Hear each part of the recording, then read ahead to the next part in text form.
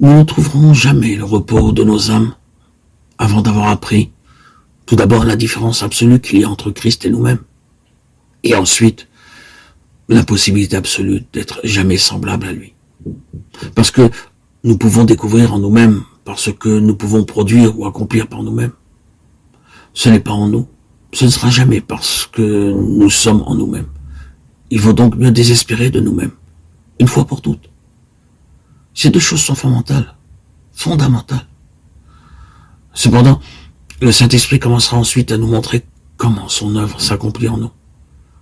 Nous ne nous arrêterons pas sur cela maintenant, mais plutôt sur le fait que le Saint-Esprit ne peut pas agir en nous avant que ces bases fondamentales ne soient acceptées.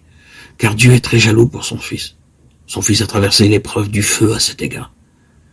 Il a pris la forme d'un homme et il a accepté la vie de dépendance.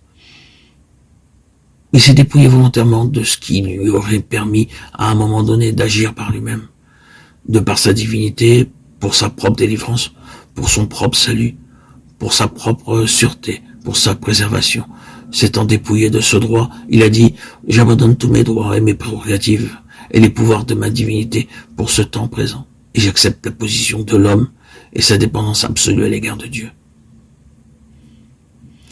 Mon Père, j'affronterai sur ce niveau humain tout ce que l'homme a jamais eu à affronter. Cela ne signifie pas qu'il se fût dépouillé de sa divinité, mais des droits de sa divinité. Pour ce temps présent, oui, il affronta tout, dans tous les domaines, sous une forme et une force concentrées, et en tant qu'homme, et sans une seule défaillance. Il triompha pour l'homme. Il remonta sur le trône dans le mérite d'un triomphe complet sur toutes les forces que l'homme ait jamais eu à rencontrer, et cela à la satisfaction de Dieu.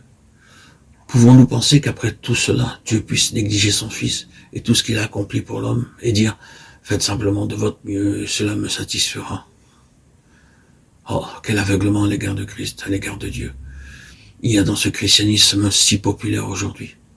Non, il n'y en a qu'un seul dans cet univers à l'égard duquel Dieu puisse dire de tout son cœur « En lui j'ai mis tout mon plaisir ». Et c'est le Seigneur Jésus-Christ. Si jamais vous et moi, nous devons arriver à cette faveur, mes bien-aimés, ce sera en Jésus-Christ. Et non point en nous-mêmes.